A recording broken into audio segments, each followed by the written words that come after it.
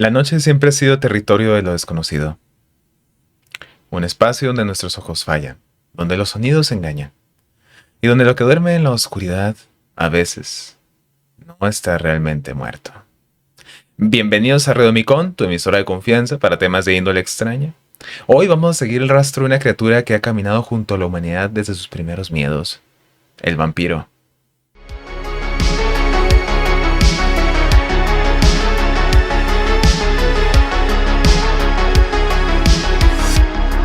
Sintoniza la frecuencia que vibra entre lo real y lo imposible. Antes de que Europa imaginara castillos, capas negras o estacas, ya existían criaturas que caminaban por la noche devorando vida.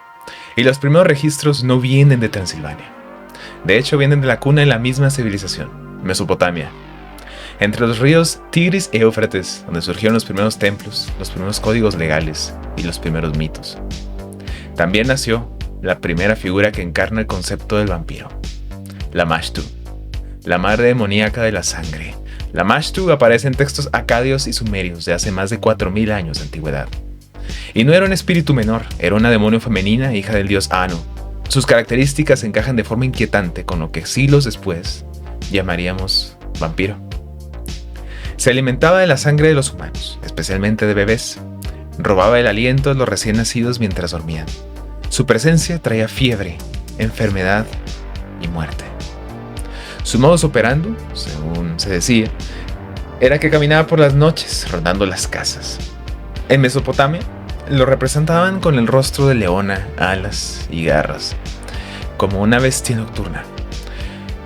Y en aquella época, los amuletos contra la Mashtu, que son de hecho uno de los primeros amuletos antivampíricos de la historia, se colocaban junto a las cunas para proteger a los niños mientras dormían.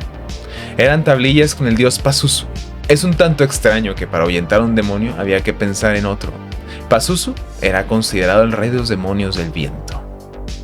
Según los textos provenientes de Siria y Babilonia, para la población la creencia era que ambos demonios eran malos. Pero definitivamente era mejor un demonio que traía enfermedad a uno que se alimentaba de las embarazadas y los recién nacidos. También, en esta misma mitología, tenemos a Lilitu, la seductora nocturna que toma energía del hombre. Lilitu es otra figura mesopotámica relacionada con Lilith, pero más antigua. Su nombre aparece en textos sumerios y acadios y significa la mujer del viento nocturno. Lilitu, a diferencia de la Mashtu, no atacaba a niños. Ella se alimentaba de hombres adultos, principalmente mientras dormían. Le gustaba aparecer de noche, una figura hermosa, seductora, pero muy peligrosa. Y en sus juegos sexuales oníricos, en el asalto a los hombres dormidos, drenaba la energía vital, hasta causarles un agotamiento extremo y en algunos relatos hasta matarlos. Lilitu es la primera criatura de la historia asociada con la idea de que el contacto íntimo con un espíritu nocturno puede drenar la vida del ser humano. Este es el vampiro seductor, el vampiro erótico. Aquí es donde nace ese concepto. Ahora, acompáñame miles de años después, ya en Europa. El primer vampiro con nombre aparece en el siglo XVII. Imagínate este pueblo pequeño, un pueblo atrapado entre bosques fríos, colinas silenciosas y noches tan oscuras que parecen tragarse la luz. Estamos en Krain, en la actual Croacia. Año 1656. Un hombre llamado Jure Grando Ailovic acababa de morir. Un campesino cualquiera. Una tumba más entre muchas. Pero su historia, aunque debió haber terminado ahí, pues no terminó. Días después del entierro, los habitantes comienzan a escuchar golpes en las puertas. Golpes lentos, pesados, como si vinieran de una mano que ya no tuviera sangre. Y quien recibía ese golpe moría días después. Las mujeres del pueblo hablaban de una presencia que se les sentaba en el pecho mientras dormían, una sombra que les robaba el aire, la fuerza, y que dejaba un cansancio tan extraño, casi enfermizo. Los hombres contaban que al salir del campo por la mañana encontraban huellas frescas alrededor de las casas, aunque nadie había visto a nadie salir. Pronto el nombre comenzó a susurrarse entre los más valientes. Juré había vuelto. Las crónicas del sacerdote local, el padre Giorgio, describen al visitante nocturno como un hombre pálido, rígido y con una sonrisa horrible. como si la muerte lo hubiera dejado a medias. El pueblo entero lo llamó por un nombre antiguo, el Strigoi, un muerto que camina. Así pasaron 16 años, 16 años en los que el terror caminó entre las casas, golpeó puertas y se asomó por las ventanas, siempre en silencio, siempre sonriendo. Finalmente, un grupo de aldeanos, hombres curtidos, desesperados, armados con lo que pudieron encontrar, siguió al sacerdote hasta el cementerio. Decidieron enfrentarlo, acabar con aquello que no podía morir. Abrieron la tumba, levantaron la tapa y allí estaba Juré, su cuerpo perfectamente conservado, como si la muerte lo hubiera olvidado, su rostro rígido y en los labios aquella sonrisa. Intentaron clavarlo en estaca, no pudieron. El pecho estaba tan duro que la madera rebotaba, golpe tras golpe como se apuñalaba en piedra. Al final, uno de los hombres tomó una guadaña, la levantó y con un movimiento rápido le cortó la cabeza. En ese instante todos juraron haber escuchado un grito, no un suspiro, no el sonido de un cuerpo cortado, un grito largo, desgarrador, como si algo estuviera muriendo por segunda vez. Y así terminó Juré Grando, o al menos eso es lo que esperaban. Hoy muchos historiadores lo consideran el primer vampiro documentado por escrito en Europa, un hombre con nombre, tumba y fecha, que según todo un pueblo se negó a descansar. Y antes de que la literatura tomara a los vampiros y los hiciera elegantes y seductores, los vampiros eran simplemente la explicación que daba un pueblo cuando algo terrible sucedía y nadie sabía por qué. Cada lugar encontró una curiosa explicación ante el miedo de que los muertos regresan. En Grecia, por ejemplo, los llamaban lamias, una criatura mitad mujer, mitad monstruo, condenada por los dioses a devorar niños por la noche.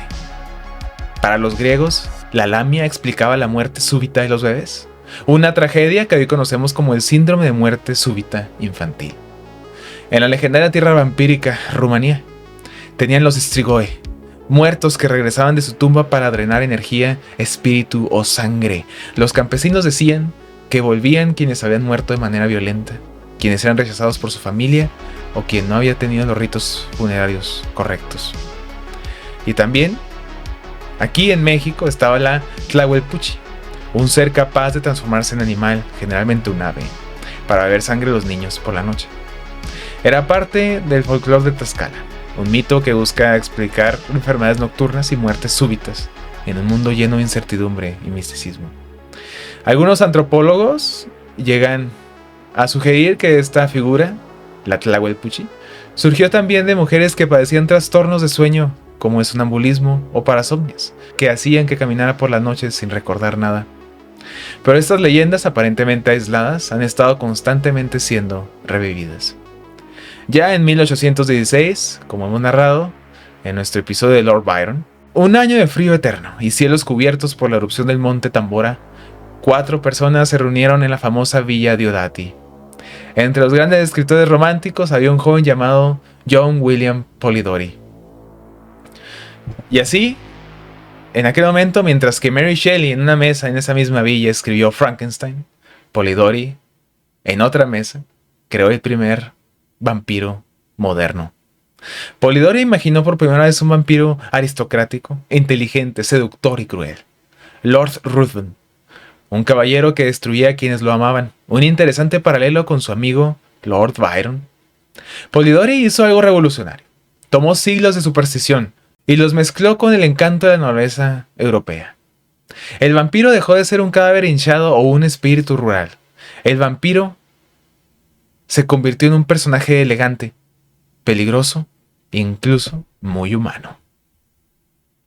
Polidori fue el gran precursor del vampiro que conocemos hoy en día. Abrió la puerta a otro escritor que en 1897, Bram Stoker, publicó una novela que cambiaría para siempre la figura del vampiro: Drácula. Bram Stoker no era un aristócrata ni un académico famoso. Era un irlandés enfermizo que pasó su infancia postrado en una cama, escuchando historias de terror que su madre le contaba, relatos de epidemias, muertos que regresaban, fantasmas que rondaban los pasillos húmedos de Dublín. Aquellas historias le sembraron una semilla que germinaría décadas después. cuando trabajaba como administrador del teatro Lyceum en Londres, Stoker conoció a un actor magnético y siniestro, Henry Irving. Muchos creen que Irving fue la inspiración para la personalidad aristocrática y dominante seductora del conde Drácula, pero el corazón oscuro del personaje venía de otro lugar. Vamos a regresar a Rumania, ya que ahí existió un hombre cuya reputación llamó tanto la atención de Stoker por su crueldad. Imagina a Stoker leyendo los textos y de pronto ver un nombre, Vlad Tepes, seguido de El Empalador. El príncipe de Valaquia, mejor conocido como Vlad Drácula. Un hombre conocido por empalar a miles de enemigos otomanos y exponer sus cuerpos como advertencia. Una figura brutal, sanguinaria, pero también que hoy es considerado un héroe nacional en Rumania, recordado por defender su tierra con ferocidad de los recaudadores de impuestos y de las constantes amenazas de los impuestos ajenos. Los imperios empezaron a tenerle miedo a un hombre que defendía su pueblo con tanta ferocidad. Y es por ello que más que el monstruo de la novela, Vlad Tepes es el héroe que Rumania necesitaba en ese momento. Pero Stoker tomó ese nombre y la transformó en un monstruo inmortal que cruzaba océanos para conquistar el mundo moderno. Drácula combinaba al elegante aristócrata presentado por Polidori y al depredador nocturno del folclore rumano, y ese miedo y fascinación paralela de los victorianos por lo desconocido. Así nació el vampiro definitivo, no un cadáver hinchado ni un demonio rural, sino un ser sofisticado, calculador, paciente. Este era el depredador perfecto. Un monstruo capaz de vivir entre la gente, de entrar a sus casas, de seducir, de poseer, de dominar. Ahora acompáñame a Polonia, ya que después de Polidori y Stoker, el vampiro ya no era solo un mito. Había tomado formas elegantes, literarias y temibles, pero la historia nos recuerda que incluso en los tiempos modernos, la humanidad seguía encontrando muertos que no querían descansar. En 2006, por ejemplo, arqueólogos trabajaban en un cementerio antiguo en Sosnowiec, Polonia. Esperaban huesos ordinarios, tumbas olvidadas, historias que solo la tierra recordaba. Pero lo que encontraron era diferente. Un esqueleto que parecía susurrar secretos de siglos atrás. El cuerpo estaba enterrado de una manera extraña, una combinación de prácticas rituales y precauciones macabras.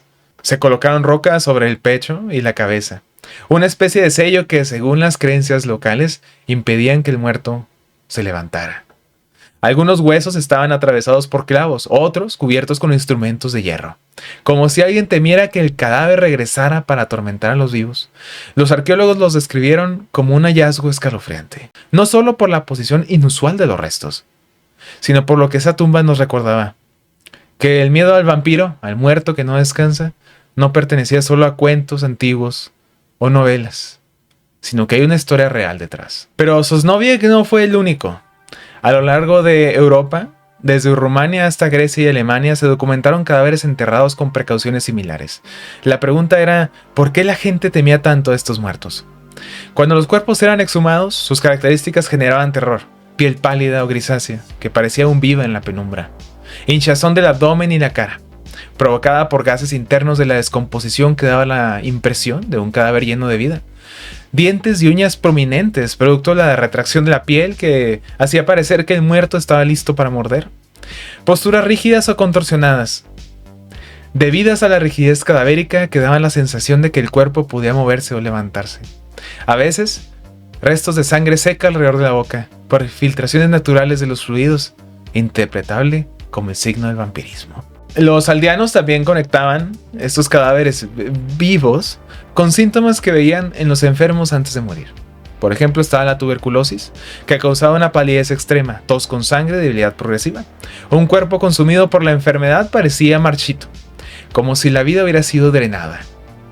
También teníamos la rabia, hacía que las víctimas fueran agresivas, sensibles a la luz y a los sonidos, e incluso atacando a otros animales o personas. La porfiria era una enfermedad rara que provocaba fotosensibilidad, cambios en la piel, dientes oscuros y un comportamiento extraño. Cuando alguien moría de estas enfermedades y era enterrado, las personas observaban el cadáver días después y notaban los signos extraños: hinchazón, rigidez, manchas, retracción de piel y apariencia enfermiza. Todo encajaba perfectamente con los relatos de vampiros que se levantaban y drenaban sangre o energía y atacaban a los vivos. Para un aldeano del siglo XVII, sin medicina ni conocimiento de descomposición, un cuerpo con la piel pálida y rígida, boca y uñas prominentes, ojos hundidos o moviéndose ligeramente con los gases, unido a la muerte repentina en un familiar cercano, y acompañado por supuesto de las enfermedades contagiosas que debilitaban la comunidad, todo esto era sin duda la evidencia de que el muerto estaba regresando. No era paranoia. Y los rituales, clavar estacas, cubrir de piedras, separar cabezas, eran estos vagos intentos por controlar algo que la ciencia aún no podía explicar. Otra enfermedad escalofriante que asociaba una época donde la ciencia vagamente explicaba las cosas era la catalepsia, un estado donde el cuerpo se queda rígido, la respiración se vuelve mínima y el pulso casi desaparece. La persona parece muerta. Cuando despertaban dentro del ataúd era demasiado tarde. En excavaciones posteriores se encontraban arañazos en la tapa, restos de uñas, cuerpos en posiciones extrañas, ropas desgarradas. Para las aldeas, aquello era la prueba de que alguien había revivido, pero la verdad era aún más aterradora. Habían sido enterrados vivos. En una época sin conocimiento médico real, sin forma de confirmar la muerte cerebral, bastaba con un desmayo profundo, un coma, un ataque de catalepsia o ciertas fases avanzadas de enfermedades como la tuberculosis para ser declarado muerto. Y así, ante la interesante explicación, surgen los cazadores de vampiros. Cazadores que llevaban curiosas herramientas, pero que no eran llevadas por capricho. Cada objeto tenía un significado profundo, una razón que para la época era incuestionable. Su arma principal, que no era solo un arma, las estacas de madera, eran anclas. Clavarlas en el pecho significaba fijar al muerto a la tierra, impedir que el cuerpo se incorporara. La madera que provenía de los árboles vivos simbolizaba la vida atravesando la muerte. Además, al perforar el torso, estos cuerpos liberaban los gases de descomposición, haciendo que el cuerpo se desinflara. Y para los cazadores de vampiro, eso significaba que el vampiro había sido neutralizado. También, los cazadores contaban con el ajo. Su olor fuerte se asociaba con la protección contra la corrupción y la enfermedad. En tiempos de la peste, el ajo era usado como remedio y repelente. Si alejaba la enfermedad, también podía alejar al vampiro, que no era visto como un monstruo romántico, sino como la encarnación de la peste. También llevaban consigo el agua bendita. El límite final. Si el vampiro era un ser impuro, condenado, algo que había desafiado el orden natural, entonces lo sagrado debía forzarlo a regresar a la tumba. Rociar el cuerpo con esta agua bendita era una forma de exorcismo, una declaración de decir, tú no perteneces al mundo de los vivos. Y finalmente, el fuego. El fuego no dejaba dudas. Quemar el cuerpo aseguraba que nada quedara para levantarse. Sin huesos, sin carne, no hay un posible regreso. El fuego purifica, destruye y cierra el ciclo. Cuando la estaca no bastaba, cuando el ajo y las oraciones no calmaban al pueblo, este era el único final factible. Para el cazador de vampiros no se trataba solo de matar a un monstruo, se trataba de sobrevivir la noche. Quizás el más famoso cazador es casi un mito. Václav Kaplicki fue un ejecutor checo del siglo XVIII conocido no por cazar criaturas de ficción, sino por enfrentarse a algo mucho más perturbador. Cadáveres reales desenterrados ante los ojos de aldeanos aterrorizados. Kaplicki luchaba contra los cuerpos hinchados, rígidos, con la boca abierta y manchas oscuras en la piel. Cuerpos que según los testigos se movían, sangraban al ser perforados y parecían reaccionar al daño. Su trabajo era tan simple y brutal. Verificar, neutralizar y cerrar el caso. Clavaba estacas, decapitaba, quemaba restos, no por fe, sino por orden. Porque cuando el miedo se extendía, el Estado necesitaba respuestas. Y eso es lo verdaderamente inquietante. El vampiro dejó de ser solo una superstición y se convirtió en un problema administrativo. Pero la ironía es esta. El caso más famoso del vampirismo en Europa no pertenece a un cazador de vampiros, sino a una supuesta víctima. Arnold Paole, un soldado serbio que murió alrededor de 1726, quien antes de morir había asegurado que había sido atacado por un vampiro durante el servicio militar. Poco después de su muerte comenzaron los rumores. Paole regresaba por las noches, el ganado enfermaba, los aldeanos caían uno tras otro. El miedo creció tanto que las autoridades intervinieron. No curanderos, no sacerdotes. El ejército austriaco. Cuando exhumaron el cuerpo, el informe oficial describió algo perturbador. El cadáver estaba hinchado, con sangre fresca en la boca y sin signos claros de descomposición. La evidencia absoluta era que Paole había regresado. El resultado fue una serie de investigaciones militares, autopsias y reportes escritos que circularon por toda Europa. Por primera vez, el vampirismo ya no era solo un rumor de pueblo. Era un caso documentado y en este caso encendió una histeria. Durante décadas, informes similares aparecieron en Austria, Hungría, Serbia y los Balcanes. El vampiro finalmente entró en la conversación científica, religiosa y política. Ya no como mito, sino como una amenaza real. La histeria vampírica llegó a ser tan intensa que el miedo dejó de ser un asunto local. Ya no bastaban verdugos ni cazadores improvisados. El fenómeno exigía una respuesta racional. Finalmente, a mediados del siglo XVIII, médicos, cirujanos y funcionarios imperiales comenzaron a investigar los casos a profundidad. Abrían las tumbas ya no para exorcizar, sino para observar. Y lo que encontraron reveló que los cuerpos que parecían vivos en realidad no lo estaban. Estaban atravesando los procesos naturales de descomposición que nadie había sabido explicar. Los gases en descomposición, la ruptura de los tejidos internos, la aparente conservación del cuerpo no era vida, era el frío, el tipo de suelo, la falta de oxígeno. No fue hasta 1655 cuando la emperatriz María Teresa de Austria tomó la decisión histórica. Prohibió oficialmente las exhumaciones, las estacas, las decapitaciones y las quemas de cuerpo. Declaró que el vampirismo era producto de la ignorancia médica, y así, oficialmente, fue desmentido. Pero algo curioso ocurrió. Porque la literatura de alguna manera quería mantener vivo al vampiro. Ya hablamos de Polidori y Stoker, quienes dieron vida al vampiro moderno. Y estas historias brincan a la gran pantalla. En 1922 se estrenó Nosferatu. El director alemán, Murnau, sintió que el vampiro estaba perdiendo algo esencial. Se estaba volviendo demasiado elegante, demasiado seductor, demasiado humano. Así que decidió devolverlo a su origen. Y en Nosferatu, donde el conde Orlok, no un aristócrata romántico, sino una criatura cadavérica, roedora, encorvada, con unas uñas largas como garras y ojos hundidos. Una figura que ya no representaba deseo, sino enfermedad. La muerte caminando. Orlok ya no entraba en los hogares para seducir, entraba para contaminar. Las sombras que proyectaba en la pared parecían más vivas que él mismo. Su presencia enfermaba ciudades enteras. Como si el vampiro no fuera solo un monstruo, sino una epidemia con una forma humana. Era demasiado real, demasiado cercana a los cadáveres que habían sido exhumados siglos atrás. Tanto así que el actor que lo interpretó, Max Schreck, fue acusado por el público de ser un vampiro auténtico. No actuaba, no parpadeaba, no parecía humano. Y el mito volvió a encenderse con un monstruo muy atractivo en 1931. Bela Lugosi encarnó al conde Drácula para Universal Pictures. Elegante, hipnótico y con el acento refinado y capa impecable.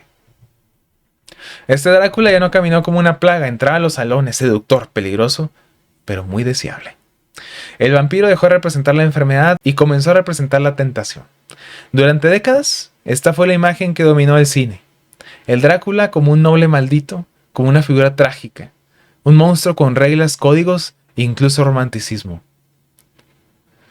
Después, la Hammer Films con Christopher Lee, el legendario actor, reforzó la idea de colmillos, erotismo, sangre, pero siempre con una aura de grandeza. Posteriormente, en el 2004, surge la película Van Helsing. Interpretada por Hugh Jackman, el vampiro se convirtió en algo distinto, una criatura poderosa, ágil, estética, parte de un universo de acción. El miedo fue sustituido por adrenalina. El vampiro ya no se echaba en silencio, atacaba en escenas espectaculares. Incluso, como un villano, era divertido de ver. Y entonces el vampiro da otros giros más profundos y más interesantes. Por ejemplo, en Crepúsculo lo convirtieron en el amante eterno, el ser incomprendido, el monstruo que sufre por amar. La sangre dejó de ser horror y se volvió metáfora. El vampiro dejó de representar la muerte. Ahora representaba el deseo, la rebeldía. Pero en el proceso algo se perdió. Con el paso del tiempo, el cine comenzó a recordar algo incómodo. El vampiro no nació para ser amado, nació para cazar. Y algunas películas comenzaron a devolverle los colmillos. Más hambre, menos glamour, más sombra, menos romance. Y ese cambio nos llevó de vuelta a la raíz con el remake de Nosferatu en el 2024. Con el propósito de una corrección histórica, el remake de Nosferatu despoja la modernización del vampiro y le quita el encanto, la elegancia y el discurso romántico para dejarlo con lo único que siempre fue: un depredador hambriento de sangre que con una extraña atracción mística es una presencia tan antigua y enfermiza que su cuerpo parece recién sacado de una tumba. Sus movimientos son cadavéricos y más que representar el deseo, representa la enfermedad. Un vampiro que regresa al colectivo para incomodar, regresando a la sombra que siempre perteneció. Un dato curioso que me gustaría agregar es que en Nosferatu de 1922, el director Murnau no tenía derechos de Drácula. Y es que Nosferatu es Drácula, la adaptación de Drácula, pero con unos ligeros cambios. Por ejemplo, los mismos personajes disfrazados con otros nombres. Y en aquella época, la viuda de Bram Stoker demandó y ganó. Y en la demanda estaba postulado que todas las copias de Nosferatu se quemarían. Pero una, al igual con la ironía del vampiro, se salvó. Una sola copia se salvó de aquella quema. Y es lo que nos permite hoy en día poder volver a ver el origen del verdadero vampiro, el Nosferatu. Recordemos que el vampiro no nació de la nada. Nació cuando el ser humano miró la naturaleza y no pudo entenderla. Cuando la noche parecía viva, cuando la enfermedad llegaba sin causa visible y la sangre significaba vida. Y perderla, por supuesto, significaba desaparecer. Antes de la ciencia, antes del lenguaje preciso, interpretamos el mundo con símbolos y arquetipos. Y cuando algo nos aterraba, le dimos una forma. Así nacieron las figuras nocturnas, seres que caminaban cuando el sol moría, que bebían lo más sagrado del cuerpo, que no respetaban las fronteras entre la vida y la muerte. El vampiro es uno de ellos, una arquitectura del miedo colectivo, construido con observación, ignorancia y supervivencia. Porque nosotros como humanos nunca hemos dejado de ser el hombre de las cavernas que teme a la oscuridad. Y que al mismo tiempo tratábamos de entender qué es lo que había en la muerte que nos hacía mirarla de frente. El vampiro reunió los miedos ancestrales, el miedo a enfermar, a ser drenados lentamente, a que el cuerpo traicione la mente, a que la noche oculte algo que nos observa. Y al mismo tiempo, esa oscuridad nos atrae. Porque representa lo prohibido, la inmortalidad, la transgresión de las leyes naturales, el poder que no debería existir. No lo creamos solo para huir de él, lo creamos para entendernos a nosotros. Por eso el vampiro cambia de forma en cada época. Pasó de ser una peste a ser el aristócrata, a ser el amante y volver a ser el depredador. Pero siempre cumple la misma función. Recordarnos que aunque avancemos, hay miedos que no desaparecen, solo se transforman. Y mientras exista la noche, mientras la sangre siga fluyendo en nuestros cuerpos, mientras no entendamos del todo qué ocurre cuando morimos, el vampiro seguirá ahí, construyendo imperios, esperando por nosotros. ¿Y Radio Micón? Fuera.